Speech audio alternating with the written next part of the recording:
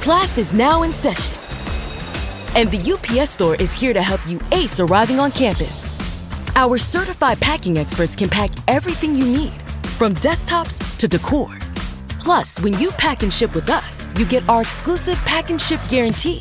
Your items arrive safe or your money back. Restrictions and limitations apply.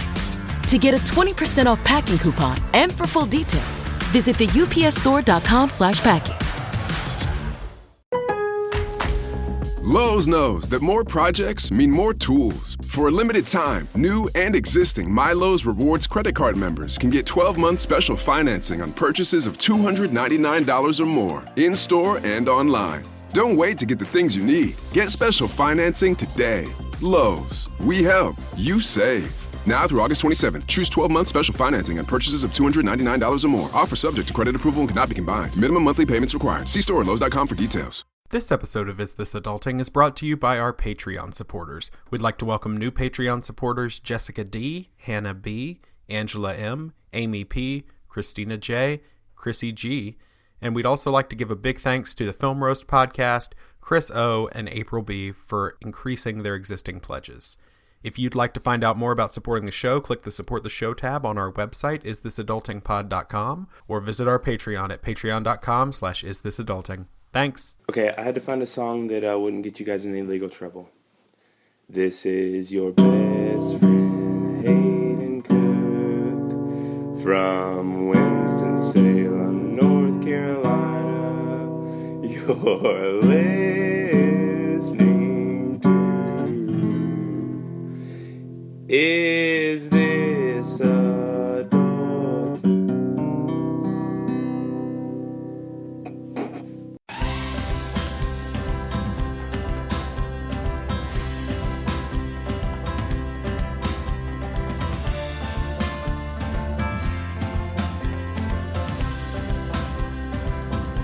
Hey everybody, and welcome to Is This Adulting, a weekly conversation between two best friends navigating adulthood and our struggles with mental health as overgrown man-children.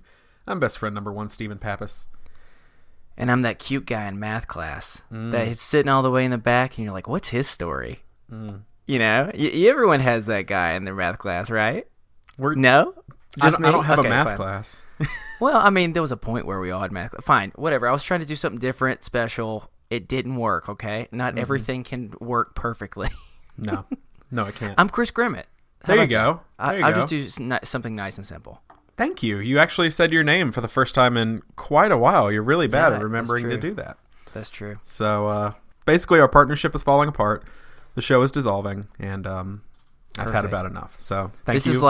is the part in VH1 behind the scenes where it slowly starts to pan and you see like the crack in the screen where we began to split. So do you remember those? And behind the music, you mean? Oh, what did I say? Behind the scenes? Yeah, Behind the music. scenes, yeah, it's That's behind what the I meant. music Whatever. and the voiceover, like the piano starts, or like it's a foreboding sound, and the voiceover Yeah. definitely says like, "But all was not well between Stephen and Chris." Well, now we just need someone to come in and be the glue to keep Yes. us together. We need a mediator. We need a beautiful, beautiful mediator, and so, hey, we have one. Oh my God, it's Wow. amazing. I've never, ever met someone in the short time that I've known our guest that seems so level-headed and so knowledgeable of us as people and worthy to come in and do this. Oh, okay. And so, listeners, You're projecting we have- a lot on this. I know, but I trust him. I trust okay. him. So we've got another best friend this week. You know him as an author on multiple New York Times bestsellers, as well as the co-writer of the immensely successful podcast Welcome to Night Vale. Please welcome Jeffrey Cranor to the show. Hey, Jeffrey. Hi, guys. How are you? I mean, we're clearly having trouble. Can you shed some light on We any need you techniques we should now use more than to- ever, Jeffrey. Yeah. Stephen, I need you to sign up for a math class. Maybe there's a community college near you. I won't do well. Okay, that's fine. The only thing I need you to get out of that math class is to find the person in the back of the room that you want to know what his story is. That's it. That's your one assignment. I will Okay. find what math class you're in. I'll come in disguise. I'll have like the come straight sit up in it? the Justin Bieber haircut and the sunglasses. I'm gonna look straight up like Pony Boy from The Outsiders, and everyone's gonna say like, "Ooh, what's his story?" I'm just excited about it. That sounds. And Chris, you need to have a good story. See, that's your assignment. Oh, don't worry about it. I'm a murderer. Okay, great. I got a very interesting welcome story. to our show. Aren't you glad you're talking to us now? You can use this in court one day. So this will be legally binding, whatever we say here. So yeah, we're going to get into everything in just a second. But first, before we do you want to throw some plugs out? Tell everybody where they can find you on the internet or your home address, things like that. Sure. Let's start with internet. I feel like that's the better way to go. I am on Twitter at @HappierMan, also on Instagram there too. And as you mentioned, I do the podcast Welcome to Night Vale. I also co-write another fiction podcast called Within the Wires, which is done in the style of found audio from an alternate universe. So our first season was done in the style of relaxation cassettes that sort of quickly evolve into maybe the person is telling you how to escape a medical prison. And the second season was a mystery that was told over the course of a decade through museum audio guides. So those are the big things I'm working on right now. So creative. I know, Thanks. right? Sometimes I think we're creative, and then I meet creative people, and I'm like, oh, wow, okay, I got a ways to go. But We're creative-ish. It's awesome stuff. I feel like this sentence needs to not be said, but if you haven't listened to Welcome to Night Vale, go listen to it. I think everyone has. But if you haven't, go listen to it because it is the perfect amount of goofy and chilling and brilliant. And I love it so much. Also, those books, well, okay, I'm not going to lie and say I've read both. I read the first one, loved it. Haven't read the second one because we started this little venture and we're broke as hell. So I haven't bought It Devours yet, but I'm going to. Awesome. I hope you like it. But I love the first one, so I can't imagine I would not. But seriously, go check these things out. They are well worth it. And I will have to ask, happier man, are you implying that you're happier than I am or than you used to be? There's a lot to unpack here. When I do the thing at like stores where they're like, give us your email and be part of our whatever shopper club. So I have that in my email and they usually tell me, they usually make a comment if my wife Jillian is with me. Of like, oh, is that because of you? And then we both smile and laugh and say yes. Oh. It actually is a, that's not true. But it is a, it came out of a quote of, from Bertolt Brecht. From the playwright, and it was I think it was a Donmar Warehouse production of Threepenny Opera, and I don't remember the original title of the song because it's very long, like many of Brecht's song titles were. But there's a line in it where they're saying, "Know your limitations, formulate a better plan, modify your aspirations, be a happier man." And it's just a song about understanding where your limits are in life and understanding how to like carve out a space for yourself and be happier in that space. It's a very cynical song, but I sort of took like the more positive tone of that line. Okay, I have to say something because we're about to transition into our ad, which is not as beautiful and eloquent as that. That's one way of putting it. Jeffrey, that's the most badass thing I've ever heard in my entire life. You just quoted a deep cut, intelligent reference over here. I mean, if I was to pick a song and pick a line from the song for it to be my Instagram and Twitter and everything, it would be something like from Nelly, not from this like like this amazingly like beautiful poetic thing. So I just feel like I need to acknowledge that, considering where this podcast is going to go in a second. For everyone listening, I hope you know there are more layers to what you're about to hear of me than just this. And also, I mean, Jeffrey, I need to let you know, if you just heard that sound, that's my wife's wedding ring getting thrown across the room because she's a theater person and she's now in love with you, based on what you just said. So tell Jillian, you've got a third coming to hang great. Out. So I'll hope let her you're know. down This is with that. also VH1 Behind the Music. And another crack. Just when Stephen thought his life couldn't get any worse, not just his podcasting friend leaves, now his wife. Oh my gosh, my life is falling apart. Do you think a Bertolt Brecht Behind the Music would have been the lowest rated Behind the Music on VH1? I do have to admit, I think that it would have been up there. Oh, okay. I'm thinking Still of like would have been higher than Toby Keith, but just by a little bit.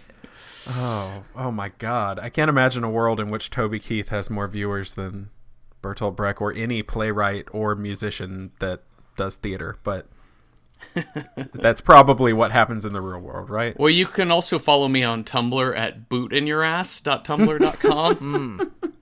See, Toby Keith really wanted that one, but you beat him to the punch there. Mm-hmm. Yep. Jeffrey's just waiting. He's just waiting till Toby finally has enough, and he goes, "All right, Jeffrey, $1 million for that Nope. Tumblr." It's the only home for my Toby Keith /fic.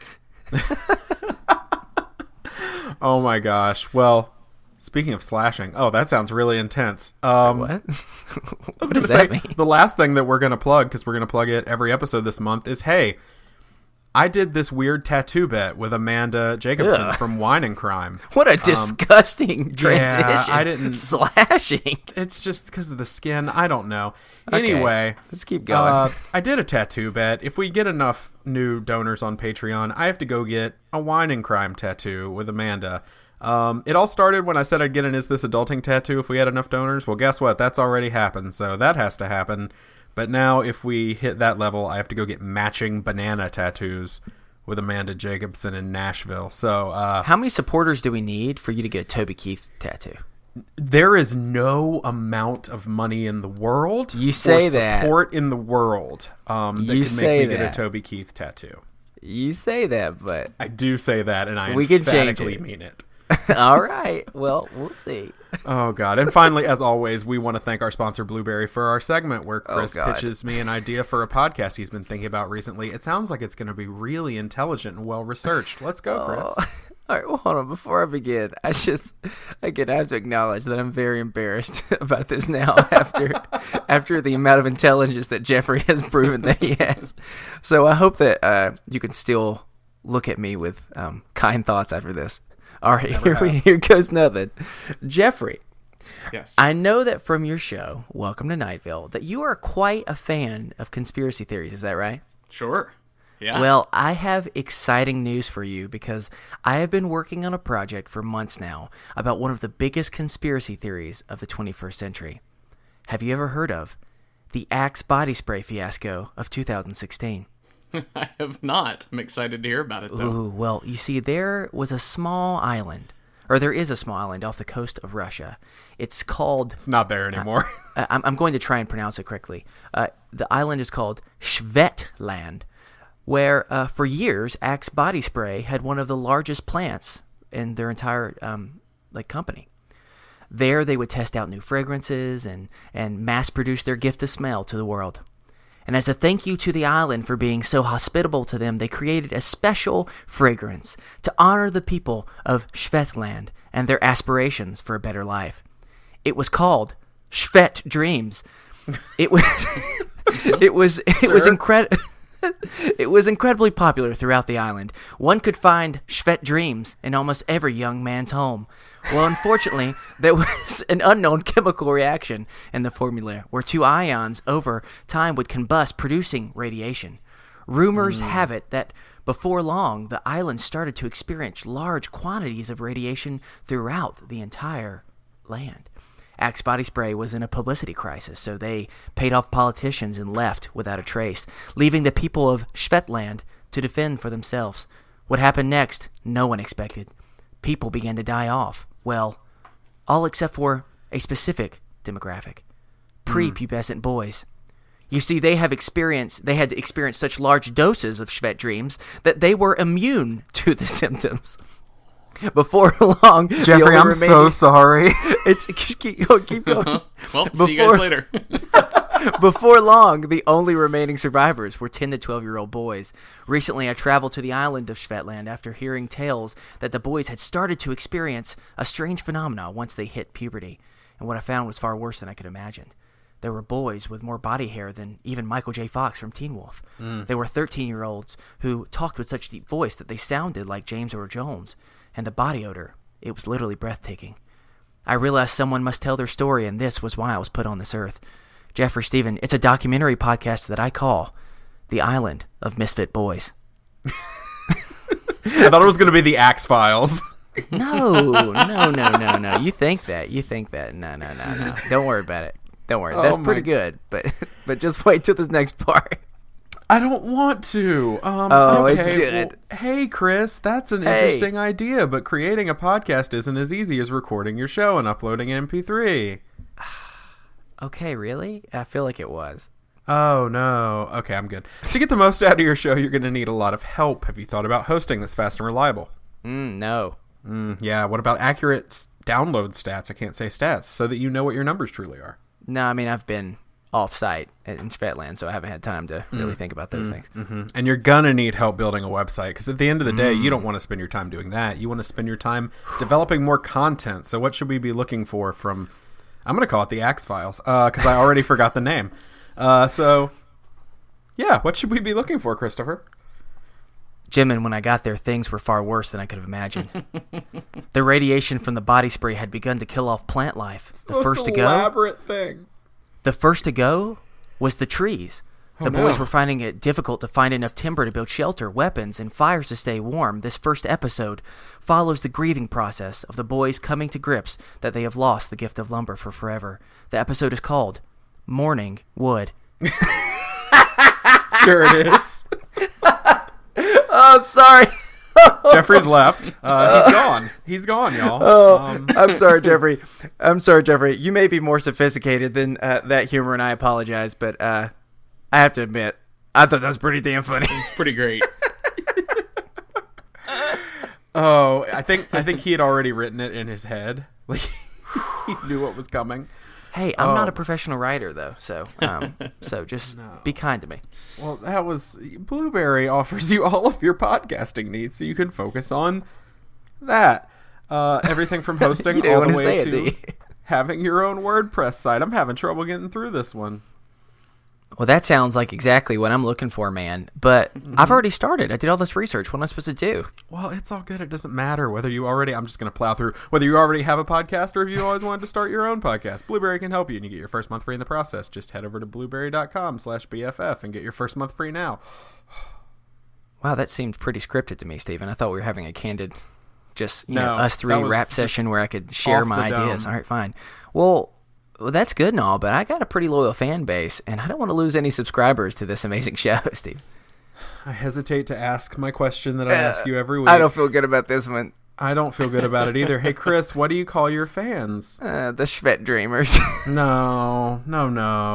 Well, their support team can help you migrate your existing show with their free tools, so you're not going to lose any subscribers. Oh, am I supposed to say something? I don't even know. It's okay. You go ahead and get to work on, literally, again, I have forgotten the name.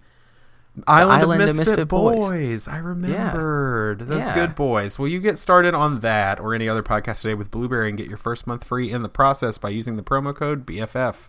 We did it. We did an ad. We survived it together. Way to do it. Jeffrey's still here. He came back. I'm still here. I feel deeply insecure now. The joke really seemed good in my head, but it didn't seem to go as well for both of you.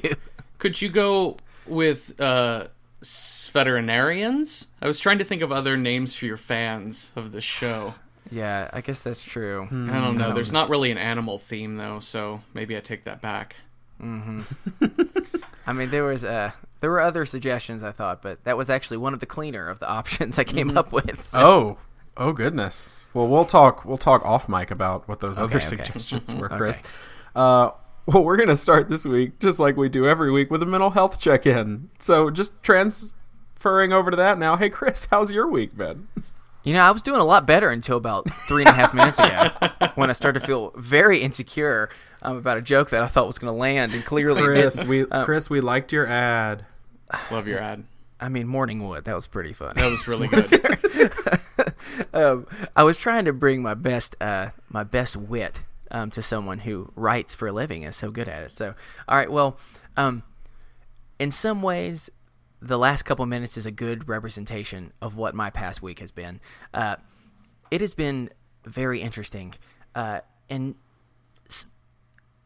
some good, but mostly bad, unfortunately. Well, I will share a fun story that I called Steven about this weekend, and I think it's the best way to really describe, because this is quite funny. I have had a very stressful, emotionally draining, and just very anxious-filled week. And so this week, I was going to a bachelor party, and I was packing everything. Everything was good. I got there, spent the night, and then the next morning I went to change clothes, and hey, Jeffrey, since Steven already knows this, have any idea what I forgot to pack? Toiletries.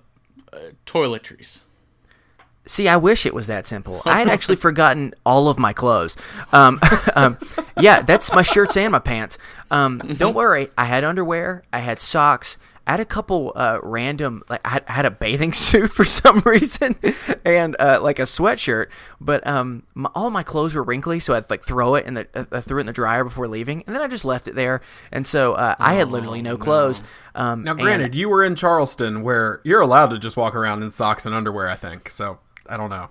That is true. Well, it was also an unexpected last-second trip where I didn't even know I was going there until I pretty much was there, Gotcha. Which sounds pretty crazy to say, but that's again, that's a good reflection of how this week has been. And so, because of that, the weekend itself was very nice. I was not even there for very long. I was there for like not 36 hours, maybe something like crazy like that. But it was good because I was able to spend some time with some friends and see people. But especially when you have not seen friends for a while, usually that means you have to catch up with them, right? And when you have to catch up with things that have been kind of painful, it's not like it's the most like enjoyable experience in the world, because you're just having to reprocess and like re-poke old wounds. And so the week was really stressful at work, and then I was traveling and I was with friends, which was nice, but that was also kind of stressful. And today, y'all, and I mean, I had a weird moment today where I've started to recognize when I can tell my anxiety is what's making me sick compared to something else. And I was feeling super nauseous this morning at work. And at one point I just looked over and my hand was literally like shaking. And it was just like, oh my God, clearly I'm tired and I'm at like a low. And so I've been pretty quiet all day. But at the same time, I've been really excited because I've been looking forward to being able to process and kind of joke around and remind me that I'm more than just being sad and anxious sometimes. So that being said, I'm very grateful that I'm able to be here, and thank y'all for listening, because being able to process sometimes is quite nice. So it's not all been bad, but it hasn't been the best day ever. I mean, I have clothes again, which is encouraging. That's the thing that's most important. We're all very grateful for that. Well, most people are. There's a few out there that. Well, I'll keep it at that. So, Jeffrey, how's your week been, man? It's been good. Thanks for sharing that. Yeah, it's been fine. You know, it's I had a stressful Wednesday this past week as I broke up with my therapist of a couple years, which was not. It wasn't a breakup. It was. It's not me. It's not you. It's me, sort of thing. Because I moved out of the city a couple years ago, and I'm now living here full time over the past almost year now. And so I'm a couple hours out of the city, and she's based in Brooklyn. So it kind of got to the point where it's just difficult having phone sessions only. I was just never in New York to actually sit in person. She was pretty great, but I was like, I'm spending a lot of money on this, and I feel like I should probably be spending that money on the exact thing that I want. Sure. So that was hard. I've never broken up with a therapist before, really. Yeah.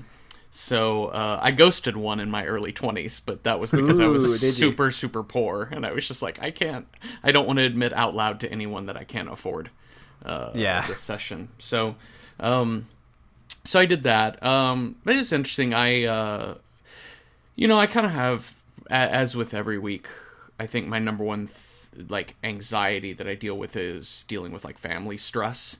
And that's been kind of like in ups and downs. It's a little bit kind of in the middle this past week. But it's more a matter of, trying to engage the family regularly. We have a lot of really fundamental disagreements on how the world works.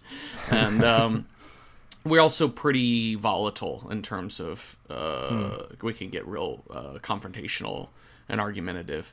And so it's mostly a thing of kind of like learning how to just like let things go, especially since, I don't know, an arbitrary date I'll pick out of midair, November 2016, there's been kind of a sense of like, oh, I should maybe find things to take a stand for, things to donate to, things to march in, things to be this way and that. And it sort of has escalated a lot of the conflict in my family.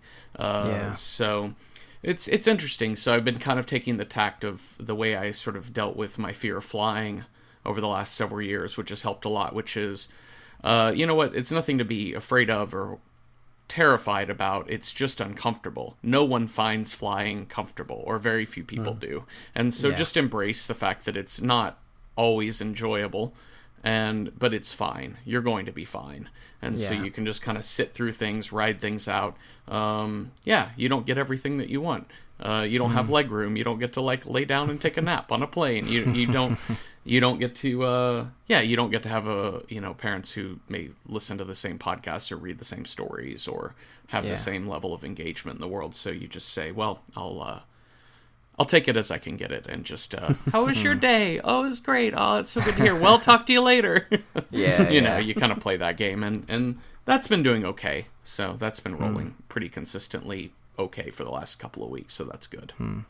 Good. And can I just say, I know me and Stephen both have had therapists that we didn't like, and so trying to find like a good fit is hard enough. And so I'm sorry that had to happen, but I hope that you can find a good fit where you don't have to go forever to just be able to talk with them in person, because in person is really nice too. Yeah, so, I agree. Thank you. Yeah, no problem. Coming from the other part of what you shared, from someone who has had a lot of family differences since November of 2016, I feel you on that. So stay strong and just we ride it out with our families sometimes. I know I do. Yeah. Steven, man, how are you? I'll borrow your phrase again. Your boy's not doing good. But I am, but I'm not. Okay, so did really well last week. I mentioned on the podcast I was starting like a borderline vegetarian diet, trying to just do better for my health, because you can look at me, go find a picture of me. Stop. No, it's true. I'm just saying. No mean talk about yourself. I promise you, I am not self-deprecating. I'm going to attack the Shvet Dreamers on you if you don't be careful. I understand that use them as a weapon. Boy. I understand that. And so I'm trying to make adjustments to my lifestyle to try to help with that. And that went really well until a couple of days ago. And then I just went ape shit. I was just I'm going to eat all the bad food. Here is how you know it got real bad. I hit a real low in my life last night. I ordered Domino's and split a pizza with my wife. And I was like, cool. We've done it. We've split a pizza. We're done. 3 hours later, so as not to confuse the Domino's people, I ordered Papa John's I ordered from another pizza place and crammed a lot of that into my body. And I was just like, well, this is what we're doing. Okay. And so that really affected me in not a great way. But at the same time, I made some other steps this week that I hadn't been able to do. I totally kind of ghosted from social media for the weekend. I just decided I'm going to be present. And honestly, even if present means I'm watching a TV show with my wife, or I'm playing a game, or...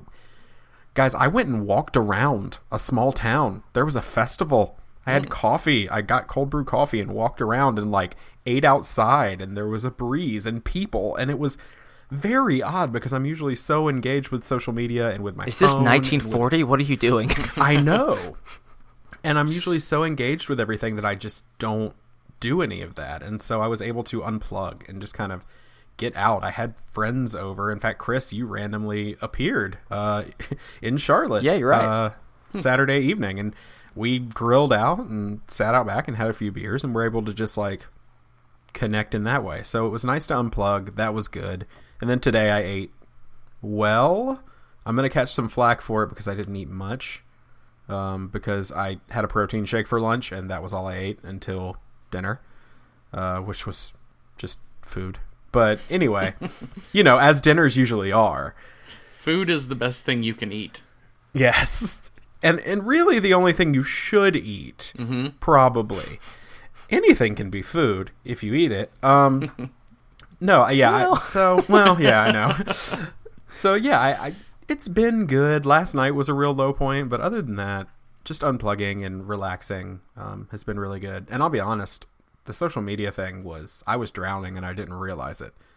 Like, I was obsessed with what was going on social media. I was obsessed with this tattoo bet and were we going to hit the numbers? And I told Amanda about this and I told Chris about this. So I'll share it with Jeffrey. I started realizing that I was putting we have this many people that have pledged toward that. I was putting so much weight in whether people were willing to make that move that I let my self-worth get wrapped up in it.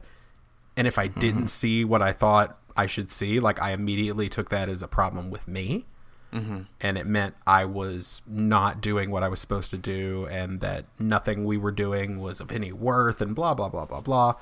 And so I let my self-worth get too wrapped up in the finances and the social media presence and the engagement and all this stuff.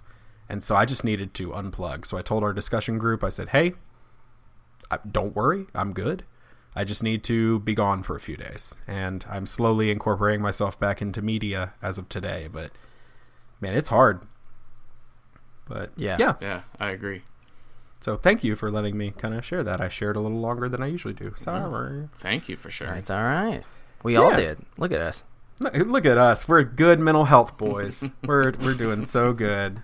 Well, as always, if you have a mental health check-in you'd like to share or an idea of how we can encourage you throughout the week, I'll remind you we're not professionals, and we encourage you to seek professional help, therapy, medication, whatever you need. But if you just kind of want somebody to be a sounding board and you just want to know somebody's read something, you can email us over at isthisadultingpod@gmail.com, or you can join our Facebook discussion group. It is a silly, funny, ridiculous, but also really heartwarming and helpful place. So that's the Is This Adulting Best Friends. Feel free to check it out. All right. We're going to move into our first topic. So, Chris, I actually know what we're going to be talking about. I haven't warned Jeffrey. I've not given him the heads up. No. I just told him, you don't need to prepare anything. You come into this blind. And I know that one particular listener is going to be very, very happy, and that would be Emily Reidner. Because Emily Reidner sent us podcast birthday gifts. And one of them is about to be used for the first time on the air. So anyone who listens to the show, you immediately know what we're about to do. Chris, would you like to intro what we're going to do here? Oh, yes. I call this the People's Court.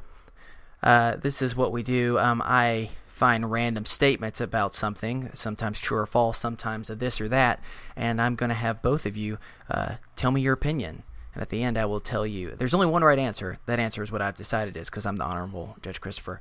And so with that, I think that's all we need to know, right? Mm-hmm. Let's begin. Right. Oh, no. 1 second. Oh, we're having difficulties.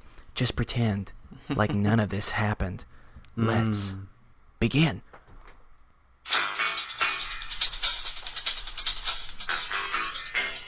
Introducing the People's Court with the Honorable Judge Christopher. First up is the plaintiff, Stephen Pappas. He's a big fat douchebag. That's all I have to say about that. Thank you. This is kind of the thing that happens. The guy always doesn't like Stephen. That's kind of the deal. And the defendant, Jeffrey Cranor. He's great with words, and he made the judge feel really insecure about his jokes earlier. Who will win? No one knows. Oops. I couldn't get the sound off. All right, so let me explain how this works one more time. I've got my awesome new gavel. Jeffrey, can you see this? I can. Thank you so much, Emily. Tell me if you think this is a good gavel sound. Is that good? It's a little hollow. Do you have a little hollow? Do you have a harder surface? Oh, yeah, I'm going to actually... Yeah, that was good. There we go. Bam. That's nice. Bam. We're doing some Foley work here on the podcast. I like it. This is good. Old-timey radio. This is ASMR. Just, but it's all like just justice-related things. Oh my god, I would never watch ASMR court. ASMR stuff really, really, really, it upsets me greatly to listen to. It upsets my wife too, but I love it. It stresses me out. I totally get why people like it. So it's no judgment on it. It's just it really, it makes me stressed out. But ASMR court would be huge. Is that not on YouTube yet? Somebody start that. It's going to be now. Copyright, trademark. All I can say is both the plaintiff and the defendant have already offended the judge. So this is going to be great for the first one. So as I mentioned before, this past weekend I was at a bachelor party. Sure. And that started making me think about weddings. The good and the bad. Take them both and there you have the weddings. And so with that, I'm just going to do a couple different statements. I'm going to have each of you give me your opinion. There's only one right answer. It's what I decide. Unless you can choose or you can convince me otherwise.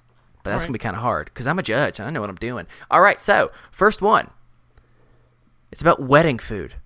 This is simple. Buffet or in courses. Stephen, the plaintiff? I can't remember which one I called you. The plaintiff. You go first. Buffet or in courses? I want that buffet, man. I wanna walk down. I want to serve myself. I want to not think about the germs. I'm gonna do my best to do that. But I feel like a buffet in courses is nice. But in buffet, I feel like I get to choose what I want to eat first. It's all just kind of there. Dessert, I mean, we all know we're heading for cake. That's fine. But with the buffet, I choose what I want. I don't have to wait on anybody. I'm on my own time. And really, this wedding's about me. And so, as a guest, I deserve to be pampered. And that means I can have as much of that good mac and cheese as I want. And so, for me... Sorry, Grandma, you don't get any. Nope. Steven's going to eat it. I will say, Christopher, if there's one of us who ate all of the food at a wedding... So that they ran out of a certain item. Objection. I like that the judge can object. This is my courtroom. I can do what I would like. Okay, great. I was just saying I like it. Buffet or food in courses? This is tough to say definitively because it depends on time of day. If this is an afternoon wedding, I will prefer the buffet because I'm going to be doing things later. And so I can kind of just choose how much I want. But ideally, for an evening wedding, I would absolutely love the courses because it gives you time to spend at a table with people. It's in the evening, so it's the last thing you're doing that night. You may pop out to a bar with friends later or something, but that's sort of the end of your night. So it's nice to kind of like sit down, get to chat, kind of do your thing, and then you get up, and then you have dance, and you have a cake, and you have some more wine, and then you do what you do. But I like the courses because it also sort of states what the married couple wanted to lay out. That oftentimes they give options for, do you want vegetarian or meat, whatever. But they sort of like lay out, hey, this is the type of food we wanted to share with you. So it's usually kind of a statement about them as well, which is sort of interesting. Well, the judge has absorbed both arguments and has come to a ruling. Buffet! Yeah! Here's my reasons. I want endless choices. And there was one time I was at a wedding, actually the same wedding that Steven's referring to that ate a lot of the other food. And it was a course meal, and I went to talk to a friend, and my chicken hadn't got there yet. When I came back, the server had already taken my plate because it was dessert time. And I was like, no, it's not, server. It's still chicken time. I don't want dessert. And he said, well, I don't really care, sir. You should have had it. He had it there for like 15 minutes. That was not enough time for me to enjoy a course. And because of that, I've stopped trusting waiters to this day. That's Chris all there is is throwing to it. down the gauntlet. All you wait staff out there, watch out. Specifically for weddings. Do you want to call him out by name? Or? I don't even know his name, but if I Okay. did, I would just refer to him as he who must not be named. Ah, All right, so next one up. True or false? The cha-cha slide is fun and still culturally relevant. This time, Jeffrey, you can begin. Is that a true or is that a false? I don't know what that is, so I'm going to say false. What? Hold on. We order in the court. This is the Jeffrey. most shocking revelation, Jeffrey, since I don't know what. you don't know what the cha-cha slide is. Maybe I do, and I just researching. have never heard that. Yeah, maybe you see me typing. To the left. Take Take it it back. back Oh, now, is y'all. that? Oh, okay. I do know what One that is. hop I this just didn't know time. that's what it was called. Yes, Then, I was about to say, Jeffrey, have you Oh, been yeah. to a wedding in roughly the last 20 Yeah. years? then I'm gonna hold to. Yeah, I just didn't know that was the name of it. Yeah, I'm gonna hold to my false statement that it is still cultural. And your reasonings for such. I don't like any sort of like organized line dance or anything like that at a wedding. Also something that sort of like played out. Like if I hear Macarena, or like maybe one exception might be Cotton Eye Joe, but I don't know why, and it's probably just because you get to shout bullshit a lot. That's fair. But Jeffrey, I was Yeah. not expecting for you to be such an advocate for Cotton Eye Joe. I mean, I grew up in Texas. I still have it in my heart that it's Okay. okay, I suppose. But no, like if I hear shout, or if I hear the Macarena or something like that, I'm out. I'm done with it, and it feels like, I guess, in like internet parlance too, right? Like once a meme starts getting shared by moms on Facebook, like it's sort of done. Not sort of, it just is done once it reaches that level of popularity. And I think once a song becomes sort of like a wedding staple, I think it's no longer culturally relevant. That's from my snobbish point of view, like super All right, well, snobbish Steven. point of view. The plaintiff, do you agree or do you disagree? True or false? Here's the thing: is I know where you're coming from, Chris. I know what's about to you? happen, Do you? and I'm an unbiased to- judge. I have to Steven. be honest with you. I also am going to say false. Not a fan of the cha-cha slide. I mean, I'll do it at a wedding, whatever, but I don't really like doing it. I'm not a fan of most organized dances, except for the Cleveland Shuffle, which Chris taught me in college. It's a I very will do that. specific dance, yes. It's a very, yes. Other than that, I don't want to be on the dance floor. So there's my argument, and now I will remove my headphones through the remainder of this segment. No, Steven, you can come back. It's okay. I figured I would be able to hear it for all the yelling. No. I have taken both of your arguments once again into consideration, and my answer is simple. False. This is a surprise to you, Steven. I also agree that the cha-cha slide is no longer fun or culturally relevant. Here's my reasons. I have no interest in watching an uncoordinated person cha-cha real smooth. It is neither cha-cha nor is it smooth. That is something I don't know how to explain to people otherwise. If you find yourself at a wedding and you hear your friend suggest, let's do the cha-cha slide, there is only one thing you can do. Everybody slap your friends! No. I hate that song. There's plenty of songs I do like. Now, I will disagree with you on some things. I love the Cupid Shuffle. I love the wobble. Oh, boy, can I do the wobble all the livelong day. But the cha-cha slide, there's a point where it should go out to pasture and never come back. And Can we kick the that electric was slide out too? 2003. Well, I kind of do like the boogie woogie woogie. I can't help it. I can't help it. Just something about me and Lady Justice, just doing the boogie woogie woogie. What can I say? So no, it's all right. I'm in agreement with you both on that one. So the next up is true or false. The dances between the parent and the child, like son, or what is it? Father son, mother daughter, father daughter, son mother. Whatever. You understand what I'm saying? Whatever combination. Yeah, whatever combination. Cat and dog. The parent, cat, dog. I'd watch that. Me and the waiter. No. True or false? Parent-child dances are awkward. Steven. True or false? With the exception of cat and dog, I'm going to say absolutely true. For everyone, parent-child dances are awkward for the people around watching. Because it's just, there's something a little weird about it. Like, maybe I'm not to an age, and I'm not a parent, but maybe I'm not to an age where I'm just like, oh, this is sweet. I'm always just like, ugh, like, I'm not enjoying this. Like, I want to be over here eating my barbecue or whatever they're serving and not paying attention. Sorry, in the South, they serve barbecue at weddings a lot. That sounded really weird. It's bring your own barbecue, BYOB. Yeah, we bring our own, and they do provide slaw and hush puppies, but other than that, it is what it is. But yeah, I just want to be eating my food and talking to my friends, and I don't really want to watch, especially if the DJ lets it go on too long. I don't want to watch a 3.5 minute dance between you and your dad while you dance to Cinderella or I Love Her First or whatever, all those weird, slightly country-ish, slightly Christian-y. And I don't mean to offend anyone who's done that, but for me, I'm uncomfortable. And my biggest level of miscomfort comes from I've been there. I've done that dance. And my mom and I actually danced to Cinderella at my wedding. And that's not true.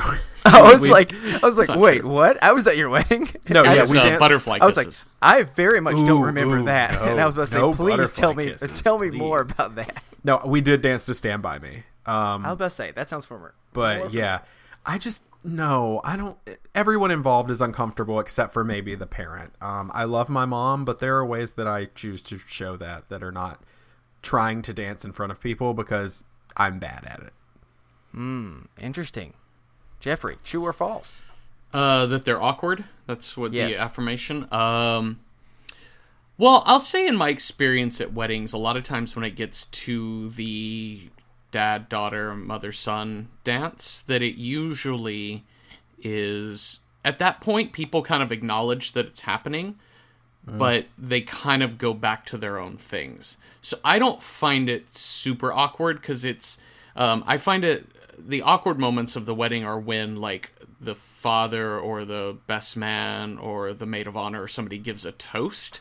Those are usually super cringeworthy. Like, those make me curl into a ball. Whereas the dance moment is usually a sign that I can go back to drinking and talking.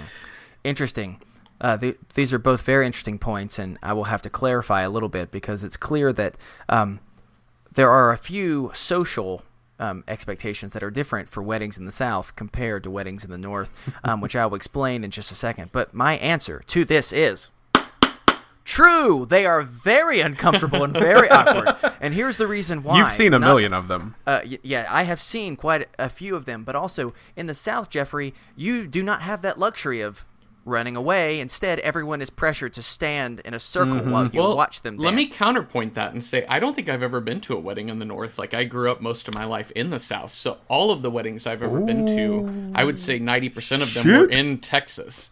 So maybe it's a different South. I don't know. Bailiff, escort this Texas, man out. I will say, Texas is a very different South than the Carolina coast. That is true. Well, all I have to say is this.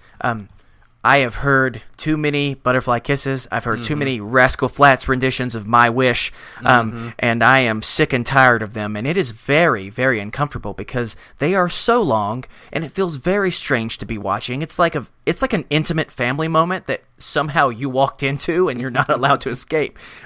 And so because of that, very much so, I would almost rather do anything else. So the next one on the list, we're getting close, gentlemen. Wedding receptions. Which is preferred? Assigned seating, or you get to choose yourself? Jeffrey, you begin. I'm going to go with assigned seating because at a place like a wedding, I often don't know what to do with myself. And so while I'm not the most socially graceful person, I do a lot better when forced to be in conversation with strangers than if I have to, like, just go sit next to somebody. And so I found that at weddings with open tables, or just at parties where there's, where you're just looking for a place to eat, sometimes you just ask, hey, can I eat at this table? People are like, yeah. And oftentimes those conversations are awkward. But if you're sitting at an assigned seated table, you're usually sitting with your date, maybe a couple other close friends, and then a few other people you may not know. And I feel like that's a good way to kind of generate the conversation, and that's sort of a comfort zone for me. It's kind of like it alleviates the tyranny of choice of, like, looking around a room and just seeing a bunch of people that I feel like I should be social with. But usually in those moments, I sort of, like, shut down and, like, who's the one person I know? Great, I'm going to stand next to them. So I like the assigned seating because it helps me a lot to start conversations. Steven. Also assigned seating. Because I've been in way too many scenarios where we've done the wedding thing. I've enjoyed the wedding, and then all of a sudden it's time to eat, and I'm standing there with my plate of food, and I'll see like a friend across the room. And it's like the one of two people I know at this wedding, and I have to like mad dash for a seat, and I don't get it. All of a sudden another person sits there, and it's just, I'm uncomfortable. I feel like that kid in the lunchroom who just like, I don't know where to sit with different groups and stuff. So like, yeah, I'd rather them just tell me where to go. And usually when you're developing like these people will sit here and these people will sit here. I mean, the idea is like they know each other or they would get along. And so I want someone to tell me who to get along with because I'm not good at figuring it out on my own. Yeah, lunchroom. That's a good way to describe that feeling of like, oh, this is terrifying. Well, I've heard you both, and here's my ruling. I say choose your own seating. This is what's interesting. My wife wholeheartedly agrees with both of you, but let me explain my logic. 1, I am not a baby. This is not 4th grade. I have no need for you to tell me how to sit or where to sit. I also have no interest in sitting beside your other college friends that I do not know, but you think will get along. Newsflash, we will not. It will just be very uncomfortable the entire time. I would rather find the one person, sit beside them, or if need to, look at them and say, let's get out of here and go get drinks. So because of that, that is my reasoning. I think most people agree with you, unfortunately, but I'm the judge, so I win.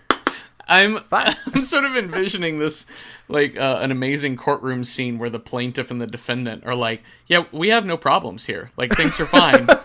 Yeah, really, we sort of just resolved it. The judge was like, you're both wrong. I mean, that's probably the best way to describe what Sure. the people's We're fine. court We don't from even here need to settle. truly Like, is. we're all good. No, you will settle. You are both sentenced. That's how I've decided. All right, finally, it's the last one. True or false?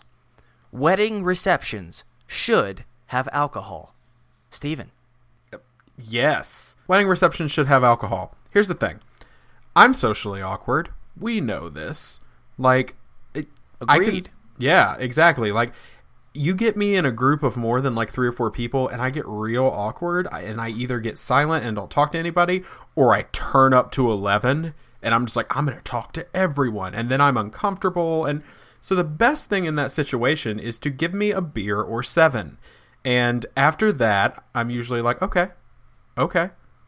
I can talk to people. I can relax, but I also don't feel pressured to. Like, I'm just going to enjoy my evening with my friends and my wife and just hang out. And I don't feel that pressure, that social pressure, if I've had a little social lubricant to kind of, knock that pressure off. Does that make sense? It does, but when you said social lubricant, it made the entire courtroom feel very uncomfortable. Jeffrey, true or false? Wedding reception should have alcohol. Yeah, with apologies to my friends who do not drink, I would say true, they should have the alcohol. It's one of the few things that I think makes the weddings are just so stilted and awkward and uncomfortable that it's just nice to know that that's what once we're done with daddy-daughter dance, at that point I can booze up and do what I can. Yeah. Well, for the last one, what will the judge say? Of course it's true. Dry weddings are super boring. I've been to so many, and it's awkward because those are always the time that it's during the day, and I'm somehow sitting next to that weird 3rd grade teacher of yours, and I don't know what to say. Plus, let me share a fun fact. I was at my aunt's recommitment ceremony. I was going to say wedding. No, a recommitment ceremony, and let's say there was definitely alcohol there, and I didn't know anyone, so I was very uncomfortable. But then, alcohol graced us all that night with a very special gift, and that was one lady, roughly in her 40s, who had truly tasted of the wine, so to speak, hath drunketh from the vine, so to speak, and was so intoxicated that she moved everyone out of the way to have a very seductive dance, just her in the middle of the dance floor, which concluded with her taking a rose and then eating the entire rose. Oh, amazing. And in that moment, I realized this would never have happened at a dry wedding, and for this, we can all be thankful. And that is... Oh, I have to get my music. Hold on. No offense to anyone who had a dry wedding, by the way. No, we respect your choices. What's funny is I had a dry wedding because I was straight up like, hey, I ain't paying for that. Yeah. Accurate. I'm poor. Yeah. And I said, we'll finish this, and then go drink afterwards. We had beer and wine only. So... And I think that's fair. This has been the People's Court. A very, very controversial People's Court, apparently. Well, more just the judge versus everyone else. Until next time. Judge out. Bam. That was nice. You end it so abruptly, just boom. That's good. Bum, bum, bum. Oh my Sounds more like gosh. Sanford and Son than it does the People's Court at times. Oh my, we should make the People's Court theme the Sanford and Son theme. Just something to chew on there. Well, we're going to take a quick break, but we'll be right back with more Is This Adulting? Hey everybody, best friend number 1, Stephen Pappas here, breaking in with your weekly podcast recommendation. So this week we're recommending Wonderful on the Max Fun Network. Wonderful is a podcast for joyful and enthusiastic people that like hearing about the passions, big and small, of other people. Each week, Rachel and Griffin McElroy will talk about things they love and invite listeners to write in with their treasured items of enthusiasm. Topics may include movies, television, sports, books, drinks, eats, animals, methods of transportation, cooking implements, types of clothing, places in the world, imaginary places, fictional characters, and fonts, just to name a few. So, this show is, and not to make a pun on the words, but y'all, it's wonderful.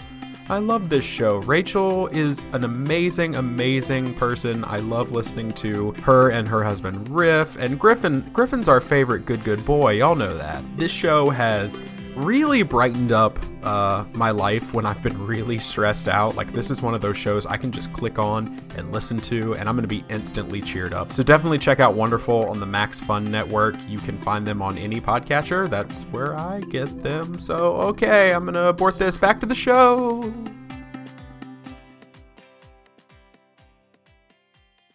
All right, and we're back. I said something very odd during the break, and now I feel very uncomfortable. But it's game time, so hey, Chris, what game is are still we playing uncomfortable. The courtroom. It's all about social lubricant, and ever since then, it's just been downhill for me. Hey, Chris, what game are we playing? We're playing a game that I recently came up with when our wonderful friend Lauren Shippen was on. And so I figured this was appropriate for you, Jeffrey, because after all, you're an author, you write, you have books with your names on them. I don't, except for if you bring the books from like 3rd grade where I wrote my names in when I wasn't supposed to. And so I call this game Shelf Awareness.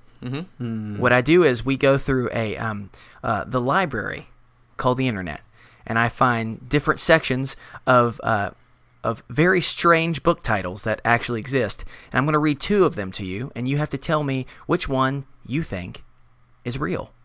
Simple enough, right? All right. You buzz in. If you get it right, you get a point. If you don't, well, too bad for you.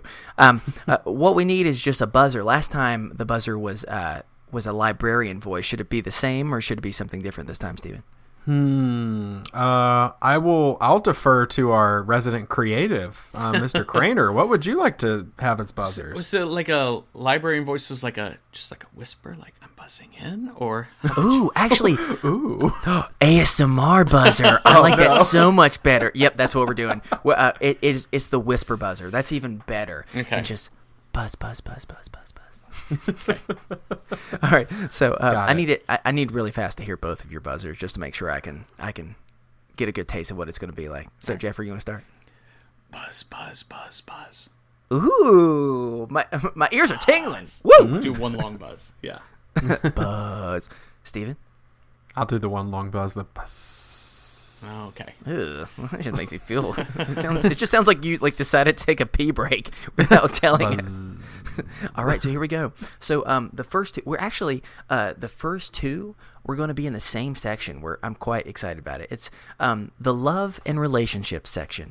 And so I'm going to read 2 titles to you, and then once I've finished them both, the first person to buzz in gets the chance to select. Okay. Is it How to Poo on a Date, The Lover's Guide, The Toilet Etiquette, or How to Know If Your Boyfriend is Actually a Grandfather? Yes, Steve. Not Steven, Jeffrey. I'm guessing which one is real. Yes, which one is real? I'm gonna say the first one, How to Poo on a Date. You are correct. Yes. I need this book. book. I thought I might have really tricked you on how to know if your boyfriend is actually a grandfather, but unfortunately not. Well, I'm going to read. It's not fair when you choose books that I myself have written. That sort of excludes Steven. Ooh, yeah. that is true. That is true. All right. Well, I'm going to read to you a little bit of the description of this book, and then I'll send you the front cover so you can see it. And if anyone wants to see these covers and links for themselves, just go to our show notes. It's on our website, isthisadultingpod.com, so you can feel like you're a part of the action. So this is considered not an instruction manual, as the title might imply. This is a practical guide to confronting every possible problem, or eventually one may encounter when wooing.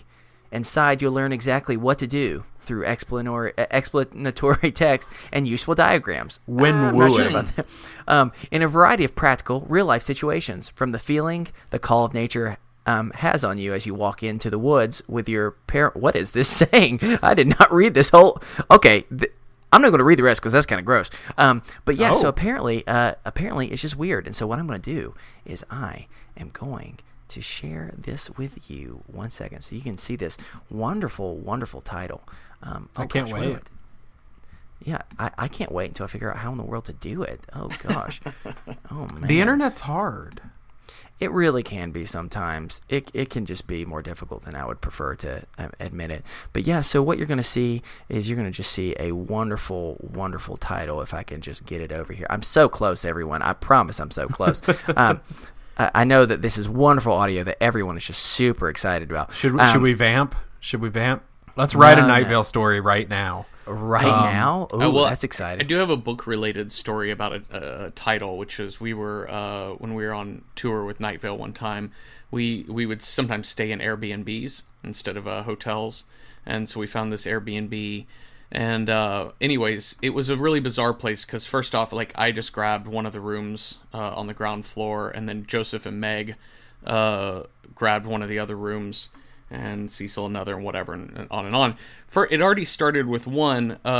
Meg came to my door and knocked on my door and was like, "Hey, I need to remove the toddler camera from your room because we can see you from our bedroom." They were in the master bedroom. No. And I was like, oh, good Lord. That's terrifying.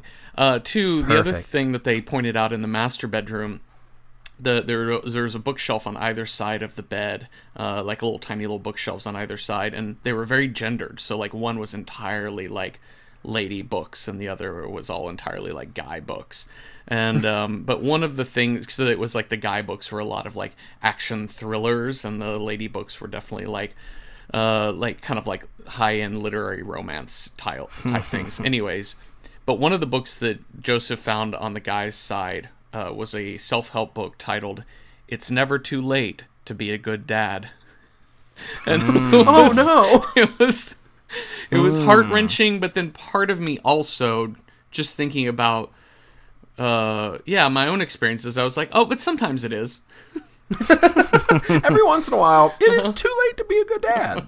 Well, if you need to be a good dad, just give this to your son or daughter. This book is going to, if they're really nervous on a date, and now you're going to get a chance to see for yourself how to poo on a first date. Is that not just the most beautiful thing in the world? It's just so nice.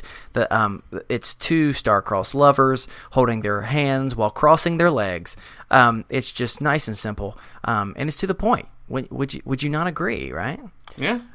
I mean, it's here to say what it's saying. I mean, they're crossed in a very sensual yet bathroom themed way. So it's I have to say about the cover design though, it is a little bit like not inclusive, right? Like it's very heteronormative, you're right. You know, and so I feel like it's not really getting everybody, and poo on a date, I feel like would affect all people interested in dating. Oh, it would 100%. Yeah. I mean, as everyone knows, the children's book, everybody poops. Yeah. And so I would agree with that. Well, let's go with this next one and see if this one is a little bit more, will make you feel comfortable. I can promise you it won't. Also, in the love and relationship section, Okay. is it What to Expect When Concealing? 20 Ways to Conceal Your Weapon While Still Looking Sexy. Or Dating for Under $1, 301 Ideas. Steven? I want it. I'm just going to go with the one I want. I want it to be What to Expect When Concealing. I'm so sorry, it's not. Oh, I want got that you. god-awful thing to exist. Oh man, I got you good. I'm so sorry. It is not. It is it's actually Dating for Under $1. And there's 301 plus dating ideas. So if you're worried that there would not be that many things you can do, you'd be wrong. Is this like that section of like the... Okay, so we live in the Bible Belt. Is this like that section of the weird extreme team Bible that they give you when you're in like middle school that says like how to take a girl out on a date? And it's funny always you say that. Is that what it's from? Is it Extreme A Team little Bible bit. Presents? A little bit. So I'm going to just read a little bit to you, and you'll kind of understand a few parts in particular that will make you feel a little icky. Good. So, Dating for Under $1, 301 Ideas, is a book for teenagers, young adults, youth leaders, Yep, or there it anyone is. looking for creative dates that don't cost a lot of money. Why are youth leaders in part of it? Well, they should not be planning these dates.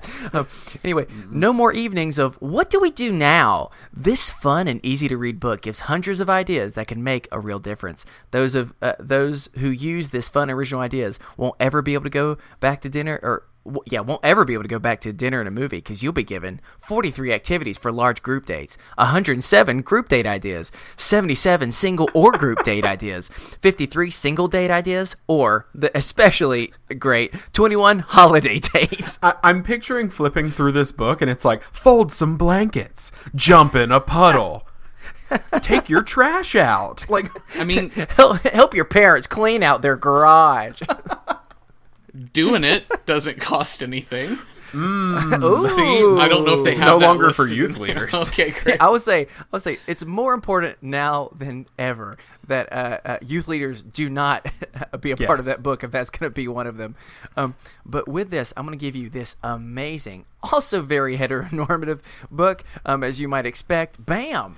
Oh, God. Or this is straight up from no. like the 1980s. Okay, so the cover is like Saved by the Bell got spilled on a Chicken Soup for the Soul book. Oh, it is Yes. chicken soup. Yeah. Yeah, so here's my two favorite parts. One, some random guy that gave a quote, that he just had to give a quote for this, named Brad Wilcox, saying, "Dating will never be the same again." And for me, it's like, Brad, so you're mesmerized by only dates that are under $1? I really feel bad for whoever you date, Brad. I am not a fan for you. And finally, I also love that, so this is a guy and a girl. The girl's at the top. They're both like high school senior type of pictures. The guy's looking straight. Why is the girl looking loving down? Why aren't they looking at each other? That makes me very upset. Yeah, It's- I'm not a fan. It's definitely targeted to cheap dudes because it's the idea of like he's just like neutral everyday guy. He's looking at you because you are him, and she's looking at him because she's looking at you. I think that's what's, Oh man, you yeah. made that so deep somehow. Yeah. I don't understand how you made that deep, but well done. I need you to know the top review on this on Amazon is cheesy ideas, but fantastic for planning activities for your youth group if you host them. What? I use this to plan activities for a single adult group in my community that I host and plan. Some are great for getting you out of your shell and talking. Others are good for just enjoying yourself. I need to know who was upset with this book, though. I'm going to need to see a 1-star review here. Something cost $2. They Oh, lied. Oh, that took a turn. I'm not going to read that. Oh, yeah, that is please a very don't. anti-Mormon stance that they took. Oh no! Is That's it a not what Mormon we're book? trying to do here. I'm maybe wondering it if is. it may be through Mormon Press or something. Okay. That was a very hateful. That was not the hateful intention at review. all. Yeah, I'm not going to read that. So you just given up on reading reviews? Yeah, I think that. I think that my, at least for that book, I'm gonna leave it at let's. I think that's a use good it to idea. plan activities, and we're gonna move out of the love and relationship section. We're gonna move into a different section of the library. It's called the geriatric section. It's quite simple. Tell me, which book do you think is real? Is it Who Cares About Elderly People? Or It's Fallen and It Can't Get Up, the male struggle of impotency in old age. Buzz. Jeffrey. Who cares about old people? You got it. I was really hoping that my pun. No, would have gotten that was just a question I had. Hold on, let me give you my answer. Well, you are correct. So I will just quickly read to you what Who Cares About Elderly People says. Readers learn that older people and young people have a lot in common, and that there are many ways that they can help each other. It's literally a children's book, y'all.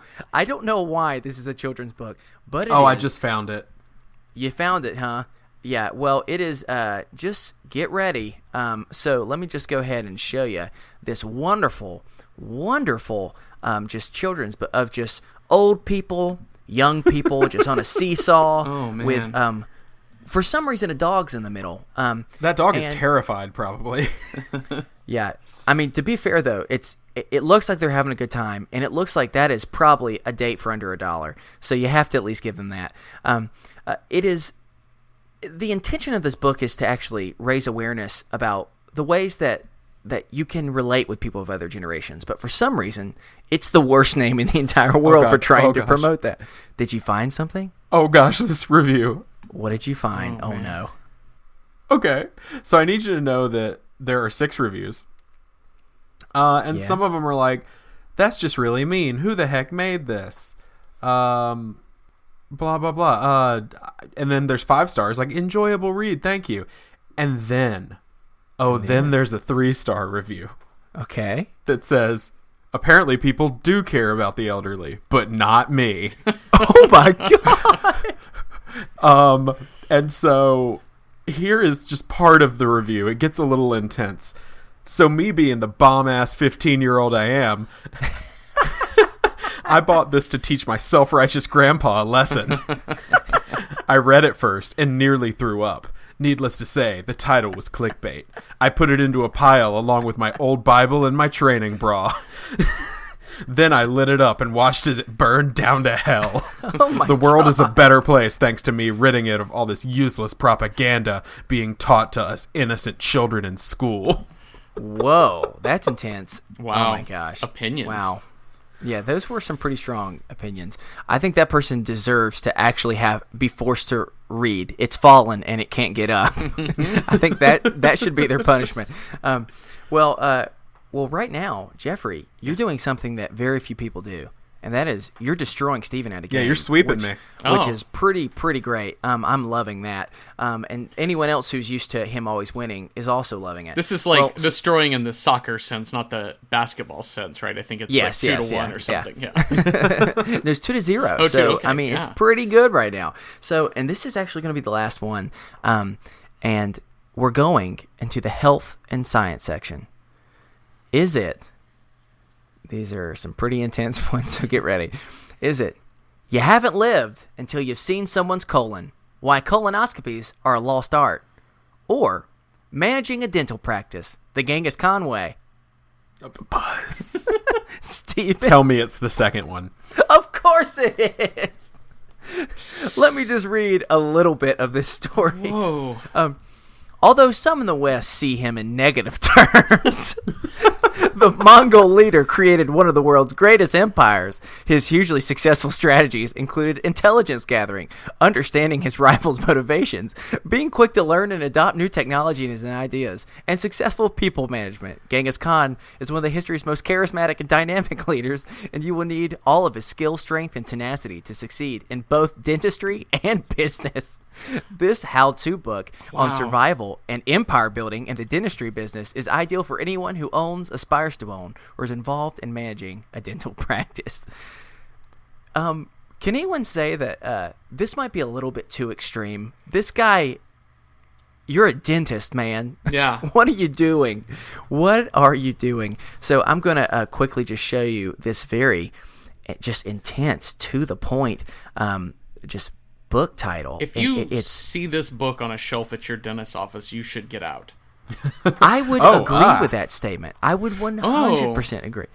It's just very intense. It's I don't so even fully austere. Yeah, I don't. Wait. I found it. What? Okay. You found it? Managing a Dental Practice. The Yes. Genghis Khan way. It has 4 reviews. And with that 4 reviews, it has a perfect 5-star rating on Amazon. Wow. It's almost like if everyone feels threatened to give anything other than a 5-star review. Or it's all 4 of his children, since if he's managing it the Genghis Khan way, he's got at least 100,000 children. So this is my favorite review, where they really get into it. Steak tartare originated with the Tartar hordes during the reign of Genghis Khan. A piece of raw beef was placed between the saddle and the horse's back. This is a review. And became tenderized over the course of 8 to 10 hours of heavy galloping through the Eurasian steppes. Of course. The author's premise with this book is similar. Instead of brushing, flossing, and regular checkups, he posits that the proactive, contemporary dentist's role is to sit on a patient's head and simulate the motion of a galloping horse for lengthy stretches of time in order to make the mouth a much less hospitable environment for cavity-causing bacteria via pressure and friction. It's a revolutionary idea, and now just coming into its time. So that's clearly not a joke, or clearly is a joke, but what's not a joke is how much this book costs. Oh, I didn't see. How much does it cost? There are 3 new copies available on Amazon. Mm-hmm. Now, okay, here's the thing.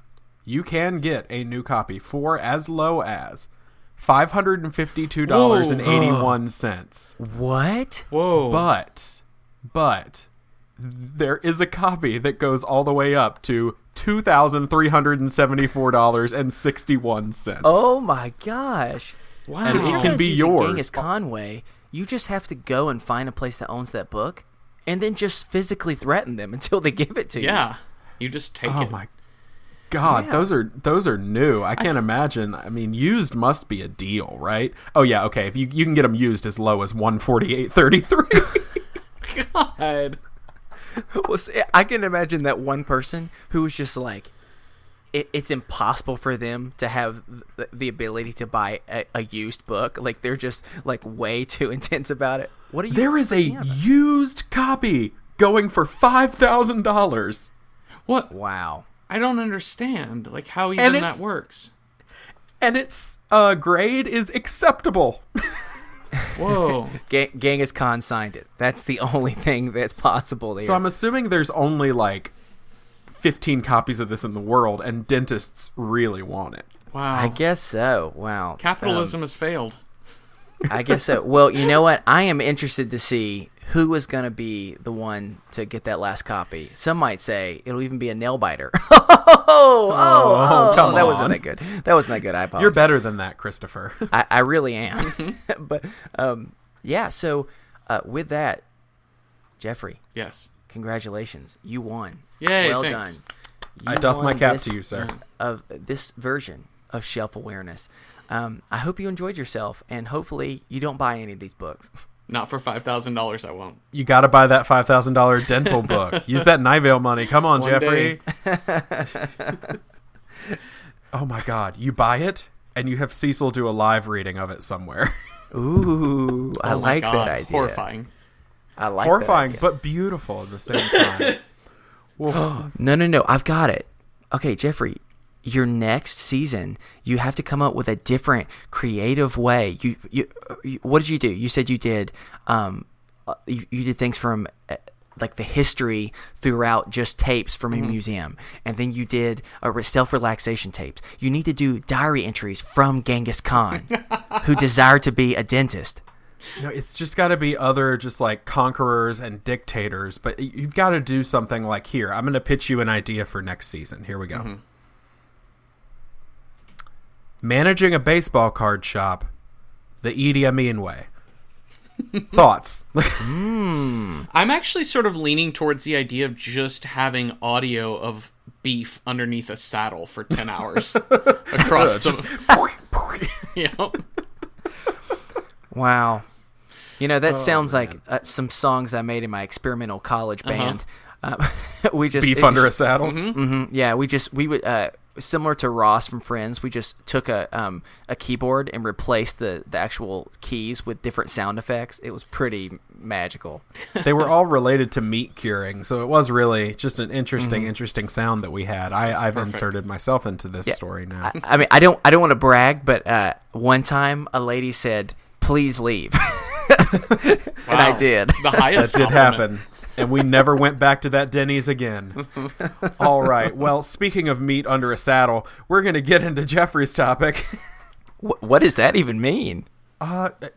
Okay, so Jeffrey, we're going to talk about cooking shows. Yes. And about baking. Yes. And I was trying to, speaking of steak tartare, that would probably have been smoother, but meat under a saddle was more fun to say. So, Jeffrey, you just kind of want to give a little idea of what we're going to be talking about? Sure. Yeah, I've been on I would say for like 10 years now. I've been on a cooking show kick. Like this is kind of like the standard stuff to fall asleep to. And in all of our travels with Night Vale, like there's so many nights of going back to my room at the Hampton Inn and turning on Food Network and finding out that there's a Chopped marathon, and that just is the happiest thing in the whole world.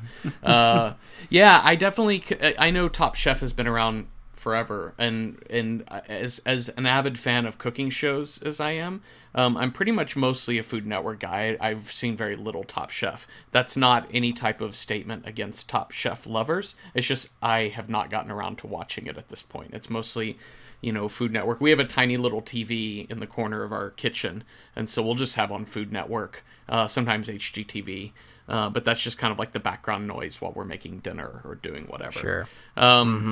But yeah, I one of my happiest memories was during all of our Night Vale touring, I would start just like live tweeting Chopped. I would just start making commentary about Chopped, and then I would just sort of make up basket ingredients, and just throw these things out. Anyways, well, one of the like production assistants on the show emailed me, was like, "Do you ever want to like come up and take a tour of the Chopped Studios?" And over in Chelsea Market, over in New York's West Side. And I was like, yes, I would like to do that now. So me and Jillian and then Joseph and Meg all got to go up there and take a tour of the Chopped Studios, and it was the best in the world. It was really cool. They let us take pictures, but they said we weren't allowed to post them on social media. But I do have a whole bunch of pictures of us sitting on the set of Chopped and walking around in the pantry. It's fun seeing all of the fake labels up close. There's a person on staff there whose sole job is to basically to make all of those labels. Really? And so yeah, it's because they don't put any of the brand names out there. Although you can tell that it's like Domino Sugar. Oh my god, that's my favorite part. Like, for instance, when it's like the dessert time and one of the ingredients is Oreos, and the way they say it is chocolate cream rounds, or just like randomly chocolate cream filled sandwich cookie. Yeah, like it's so oddly specific, and I love it. I think it was Fruit Circles for Fruit Loops one time on a thing. Fruit Circles. My favorite cereal. one is tiny ice cream spheres for Dippin' Dots. Pretty great. There was definitely a Smirnoff vodka bottle that just had been relabeled Fancy Vodka, which I was like, oh, you and I have a different definition of fancy. I would agree with that statement. So Jeffrey, I need you to and take this for what it's worth, and I mean absolutely no offense. Within the Wires, Welcome to Night Vale, 2 New York Times bestsellers. This is your greatest achievement, though. No, it was just one of my happiest moments. Yeah, it was really cool. It was a neat thing of like, it's one of those things where like, when you're on social media and you just sit there and you just make jokes, or you like yell about things politically or whatever. It's just really amazing when like people actually like listen to you for a moment, and in a positive way. Sometimes you'll make a political joke and it'll get retweeted a couple hundred times, and then suddenly you have a bunch of randos in your mentions yelling at you about it, and that's like the negative form of attention. But it's really cool when like something you really love and you talk about how much you love it, and then that thing sees you and says, hey, that's awesome. Why don't you come up and see the studio? That was a really cool little thing. I thought that was neat. I mean, listen, I'm not going to rank it above like performing in the Sydney Opera House, but it was really cool. I think you should, though. Just to piss off Australia. Oh, there's also, I found this one, Cheetos are crunchy cheese curls. Perfect. Oh my god, this is my new favorite game is brownie edges. What is that? Brownie okay. edges. Oh, that's just, yeah, it's just like the brownie corners, right? Like the... Why is that an ingredient? I don't know. Because it's there's crunchier, yeah. I feel like I have learned about so many fruits and vegetables or just edible things that I did not know existed from shows like Chopped. So I'm especially curious about, I'm assuming you've watched Cutthroat Kitchen, correct? Yes. Of course. Okay. Can we just talk about how is that even possible? like it's one thing when it's just something like it sometimes would be super simple of just being like, for 2 minutes you have to sit there and watch while everyone else is cooking, and you're like, oh gosh darn it. And then other times they say, here's a piece of tinfoil, this is your only utensil for the entire like meal, please enjoy cutting your steak with that. They had one episode where a guy, the thing he had to do was they he had to they didn't cut his hand off, but they had to like replaced your hand with a potato masher. So it's essentially that they basically like taped your hand up and then put a potato masher on that hand. And then that was that hand. It had to be your dominant hand, so it was his right hand. But there was one point in time, he was managing to do a lot of stuff with just the potato masher, but there was one point in time when he went to the oven, opened the oven, and then couldn't get his hand unstuck from the handle of the oven, like the potato masher got wedged in there. And Alton Brown came by and was trying to look at it, and then he just said, well, good luck with that, and walked off. Gosh. Oh my gosh. It's such a great show. Yeah, I can't even imagine it. I'm seeing one that was a challenge. I've looked up the funniest Cutthroat Kitchen sabotages, and thinking small. They must complete with tiny tools, limited prep space, and an electric range. The kitchen forces chefs to harken back to their childhood with a childhood cooking set. There's one called Meatball Madness. This is the Pits. This guy was forced to settle into an overflowing ball pit as he prepared his meatballs. I saw that too. Oh god, they put a dog cone on a guy. What is this show? It's just so. I mean, all these shows to me are amazing, and it honestly, I feel like a weird tension between loving watching these shows and getting so upset because they could give me all the perfect ingredients to make one of the easiest dishes in the world, and I wouldn't even know what to do. And obviously there's just so much training and so much skill involved, but I just so badly want to be able to do that. There used to be me and my wife used to watch Chopped sometimes, and they would give the ingredients and we'd pause and we'd both try and come up with something that we could do to create. And it was always just like, boil some noodles and put the meat on top of it. And it was like, that's all we could come up with. So, oh my gosh. Have you guys watched Nailed It on Netflix? Yes. Yes.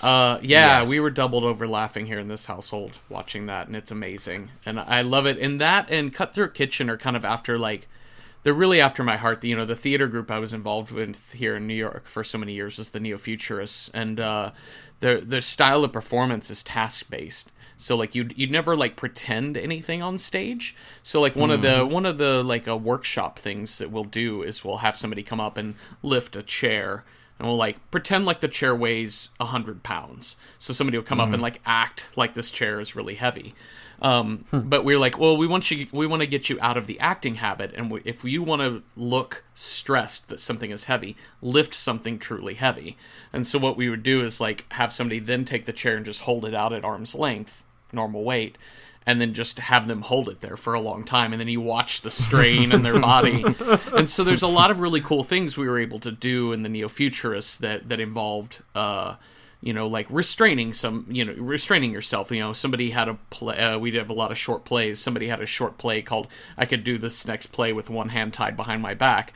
And so then they tied that hand behind his back and then had him perform the next thing with that hand tied behind his back. So there's a lot of these like task-based things like impede your own progress, and you come up with some really weird, cool stuff. And I just like Cutthroat Kitchen and Nailed It are just such art to me. Yeah, I love Nailed It, and I love Nicole Byer, so like I'm always just happy seeing her on there. The fact that they're able to create things, I mean, because like with Chopped, it's already interesting enough, but they're like professional chefs, and that's one thing. But with, I don't know, I'm kind of one of those people that both love watching situations where people are dealing with like misfortunate stuff, but I also get like really angry at the same time in defense of them. And so I'll be sitting there, and like for Cutthroat Kitchen, there'll be like two people. One of them has just had to stand on a roller skate while only replacing all of their salt with sugar and using one plastic knife for utensils, and the other person had like nothing, and both of them hand their dishes, and yes, at the end of the day, the person's supposed to judge just from what they see, but I'll still get so upset because they'll look at the person who had all these crazy things to deal with and go, oh man, I would say this chicken's maybe a little sweet. If only you would have had some salt. And I'm just like, no, it's not their fault. And it just is so upsetting to me. And, oh, gosh. See, I get into cooking competitions where it's a season long with the same people. And I pick, like, 2 people. And those are my ride or dies. Yeah. And, like, I am with them, and everyone else can go to hell. Like, I get so intense. Like, there was a season of... the best cooking competition, and if anyone questions me, you're wrong, which is the Great British Bake Off. Sure. Which is... Mary Berry is my heart. She is an international treasure, and I love her. And just hearing her say soggy bottom is my favorite thing in the world. Scrummy. But... it's absolutely scrummy. I love her. And there was one season, man, I didn't even hate a lot of people, but there were a couple on there that I was like, you did one wrong. You said one snide comment to my person, and now I hope you lose.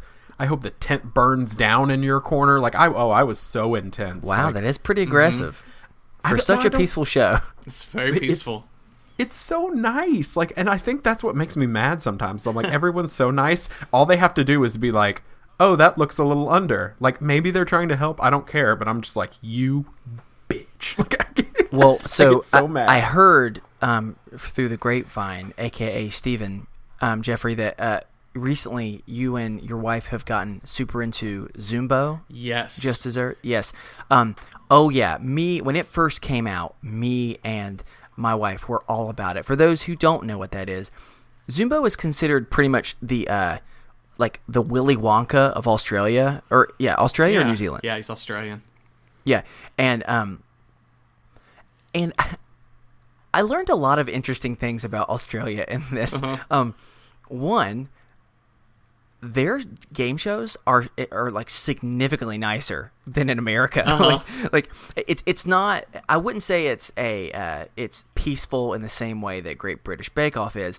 But everyone's like so nice. Like as they're like talking smack, they'll at the same time be like, "Just kidding though. I'm proud of you." And it's just, and you're sitting there and you're like, "I don't understand. I don't know what I'm supposed to do right now. I have so many emotions." It has all the bells and whistles of like an American competition show. Like it's really high production value. It's a lot of like graphics. It's a lot of like crazy set design and like whimsical fonts and whatever else. And then and then the people get on there and then they're talking smack. Like there's the one guy on Zumbo's Just Desserts. Oh gosh, the bouncer one guy who's real douchey. But the longer you spend with him, you're like, I think everyone likes him, and I think he knows that that's just his douchey way of being, kind of like, oh, I'm just better than everyone else. But he seems kind of like when he's on there, people seem to legitimately enjoy him, and by the halfway into the season, Jillian and I were like, I kind of like him. Like I don't think I would want to spend any time with him, but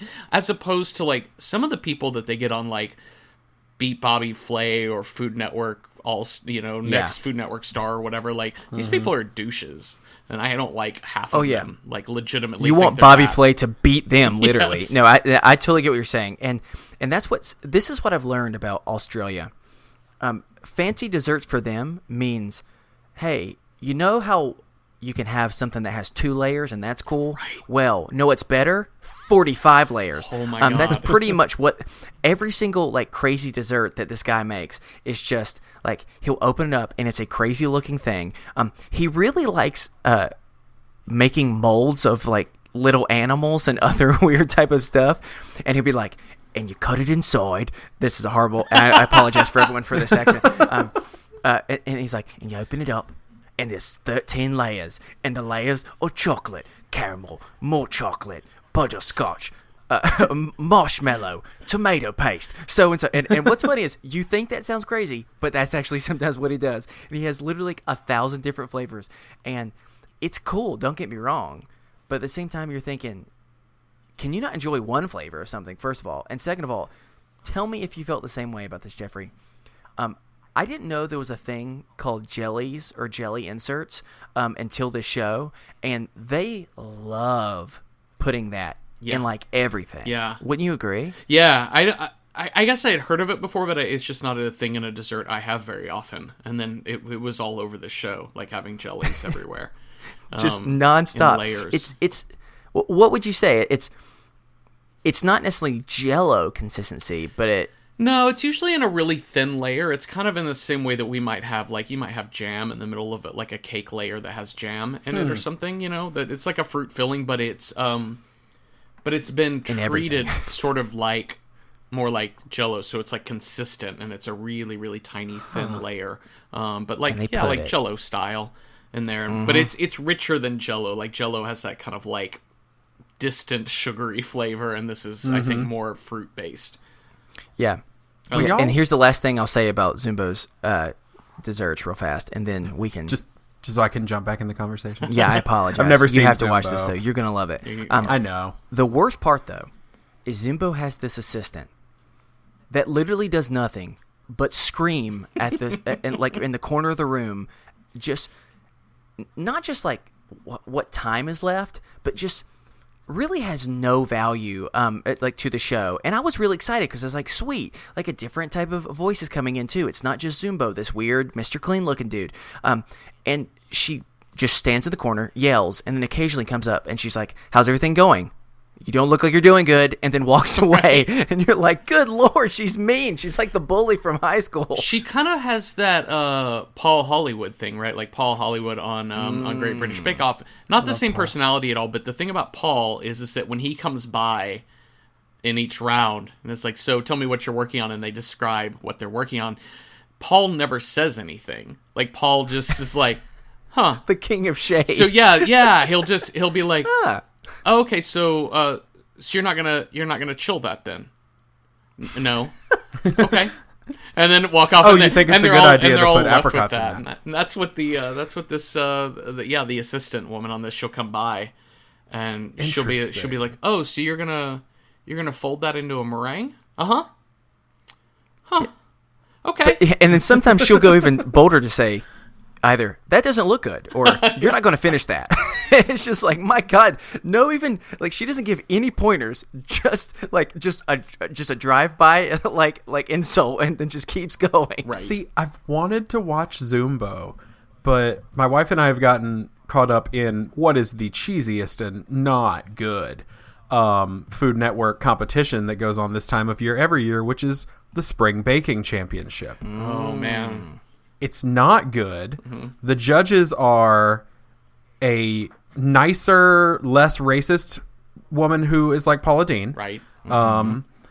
Duff Goldman from Ace of Cakes and all that. And then a wonderful but kind of intense British woman who sits on the end. And it's all well and good. It is not good. It's a bad show. And the worst thing is every once in a while, just can't stand the host. Right. I hate when shows have like a bad host. Like, it was Bobby Dean on the first season of that show, and I was like, no. I can't separate you from your mother's sins. I can't do it. And then then you contrast that with like Great British Bake Off. I love them. Yeah. The two hosts they're a comedy duo from England, and I love them so much. I just want to be their friends. And apparently they've left the show now. Yeah. Have you seen the new one? They've No, already done the new scared. season of Channel 4. It's really weird. I've only watched one episode of it, and it's really weird. But weird in the sense of like this all looks the same, but all the people are different. But like the set and the setup and everything else is the same. So I think it's just a matter of like, I bet if I sat through the whole season, I would probably come to love it. Are all the people different? Everybody but Mary Paul. Berry gone? Yeah, Paul's the only same one left. So he has a new co-judge, and then there are two brand new hosts. The set is still the same. Where's my sweet geriatric angel? I don't know what she's doing now, but she's not on that show. Steven, didn't you hear? Who cares about elderly people? No. I need to literally, while we're talking, I have to Google, where's Mary Berry? You should. I want to tell one quick Chopped story, which is the one type of cooking show that I really dislike are like the kids cooking shows, because they make me really tense for the kids. Yes. Like I don't feel great for them, because I do feel like it's like sports parents, like football dads or whatever, where you're like, oh, you've really driven these kids hard, I think. But we were watching it was on some tour stop, and Joseph and Meg and I were sitting around watching Chopped on an afternoon before a show. And Cecil, who's the narrator of Welcome to Night Vale, Cecil had come downstairs. He doesn't really ever watch TV, and he came downstairs to ask a question, and it was right in the middle of one of the episodes, and it was Kids Chopped. And there was like some, and Cecil came down to ask about like what time are we driving over to the theater is basically it. So he came down, and then right in the middle of Cecil coming down, it's this kid talking about it. And he was like, and here's the thing, like I think I overcooked the cod. I'm positive I overcooked the cod. And Cecil had come down, and it was right when that kid was saying it, and he just kind of like held up the shush sign to the screen. He says, "It's gonna be okay." So what time are we leaving for the theater, you guys? Can I say Kids Chopped sounds really horrible. Sounds like a really bad horror movie. Yeah. And two, have you ever watched Gordon Ramsay? Like, have you ever Master seen Chef videos Jr. where it goes back and forth from him talking to the adults and screaming at them, and then like he goes to a kid and he's like, "I'm just so proud of you, darling. You're the best." Like, and it's really enjoyable to see the difference. It's amazing. All right. I have a breaking Mary Berry update. Lovely. It appears in 2018, Barry will judge a new series called Britain's Best Home Cook. Oh, lovely. So, gonna have to look that up. Also, we've been lied to. Her name is actually Mary Rosa Eileen Hunnings. Oh. Yeah, I'm glad she went with Mary Berry. I like Mary that Berry. doesn't roll off the tongue. I want to say this also for you, Stephen, in support of Zumbo, is that the thing that I really love about it is that they're all amateur chefs. They're all amateur bakers. Yeah, that's true. And so that's one of the things that's really cool about it, because like a show like Chopped, you're dealing with people who work professionally in cooking, and so the stuff that people make, the difficulty level is like Nailed It. Like they're having to make even more elaborate stuff than Nailed It, and they actually succeed at making these really elaborate things. I mean, fortunately, they're given like 4 hours instead of 30 minutes, but still, they're really remarkable. And so that's one of the cool things about that, which is that, I don't know, something about that feels accessible to me. It feels like normal. It feels like, oh, these are people who are, they're self-taught sort of thing. Although I'm sure a lot of them have had training, but they're sort of like self-made in some way.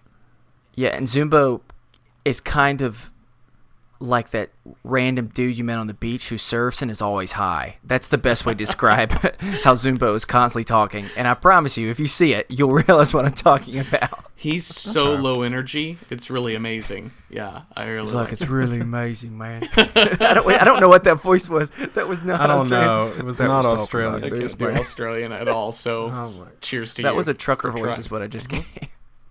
Oh my God. Well, we're going to move on in just a second and wrap it up because I want to respect Jeffrey's time, but also too, I picked a bad day to start the eating less thing now that we're talking about all this, and all I want is just some good bread, just something baked lovely. So I gotta get out of this situation, but I do want to ask, Jeffrey, you mentioned when we were talking before you came on the show that you've dabbled in some baking recently. So tell me more. Like, did he have a car? He did have a car. It was a buttermilk biscuit that I've been trying to make. I've been trying to make a buttermilk biscuit recipe that works well. Yeah, it's interesting. Like, baking is really wild. We don't have the best oven in the world. It's pretty old, and it's electric, and so it's Boogie. Yeah, Sorry, it's, right? Sorry. That's a callback. I apologize. I like it. But yeah, it kind of bakes unevenly and inconsistent temperature, so it's really hard. Like and also because I'm not super good at it, everything is wildly inconsistent. But yeah, I've been trying to do that. Jillian has been really trying to get cakes down, and I will say one of the best cakes I've ever had, if not the best, was one she made for my birthday this past year, and it came from a baking magazine, this recipe, and it is a tomato soup cake.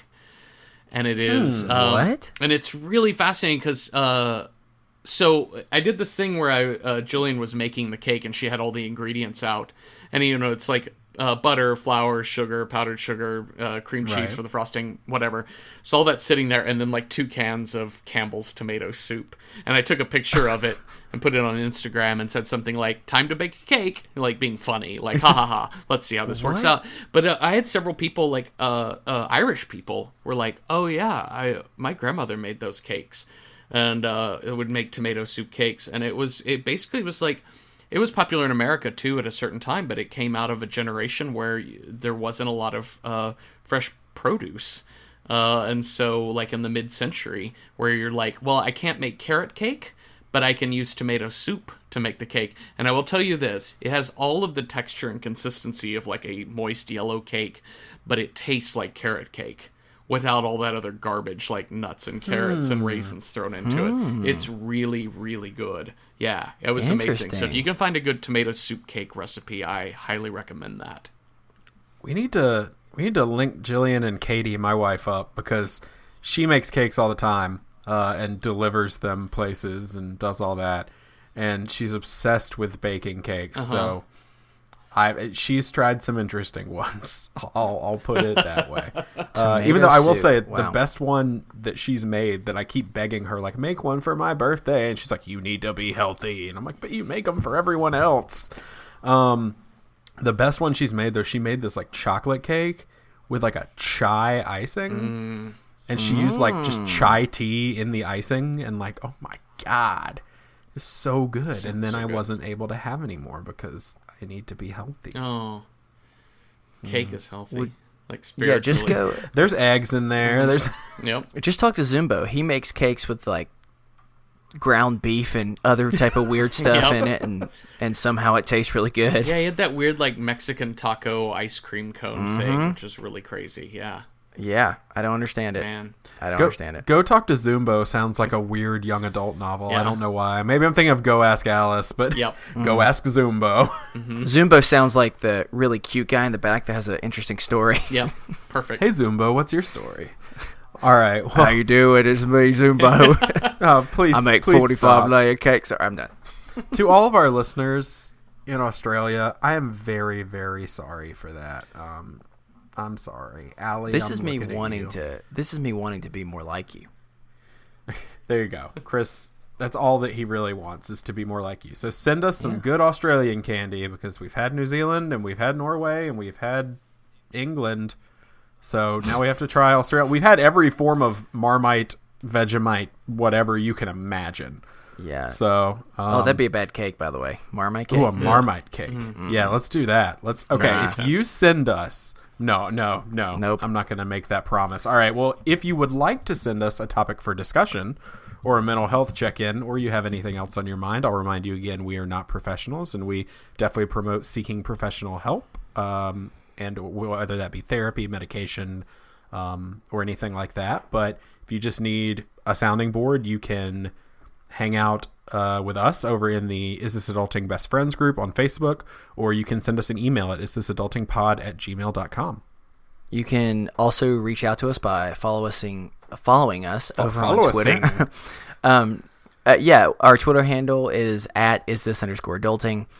Find us on our Facebook page, as well as, like Steven just mentioned, our best friends group, the Is This Adulting Best Friends. If you have any trouble finding that, just go to our website, isthisadultingpod.com, and you'll be able to find it there.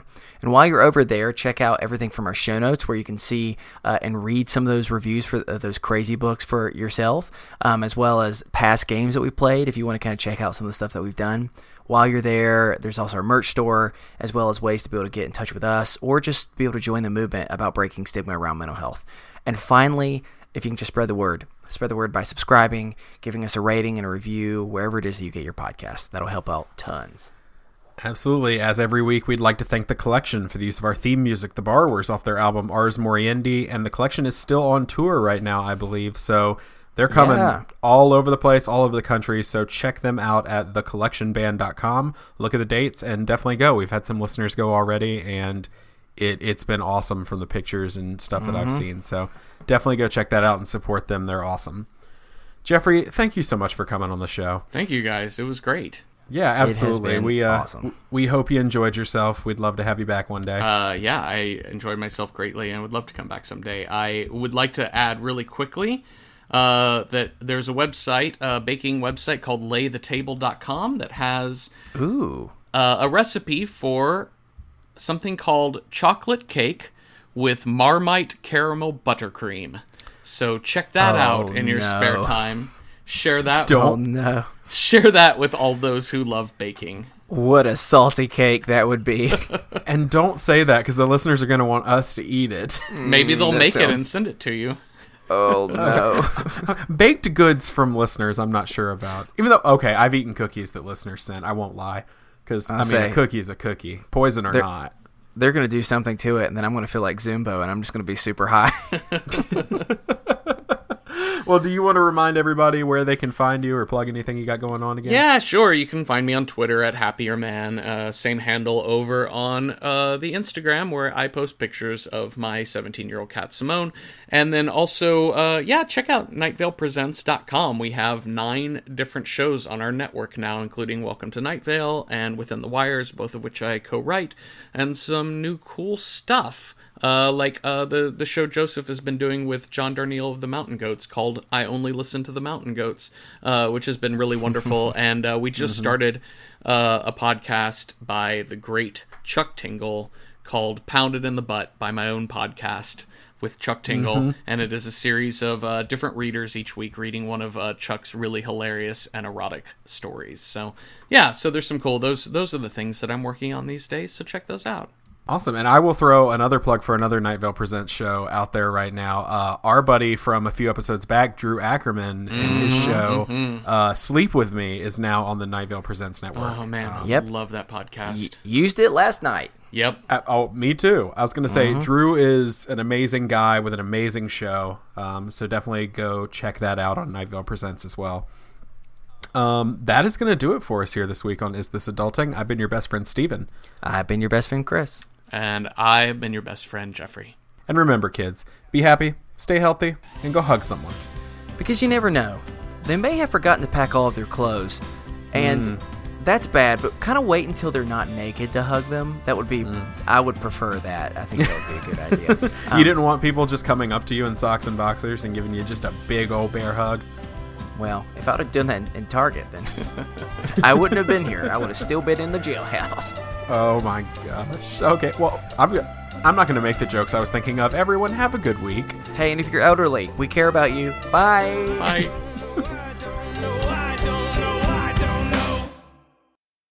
Is This Adulting is part of the Orbital Jigsaw Podcast Network. You can find our show, as well as others, at orbitaljigsaw.com.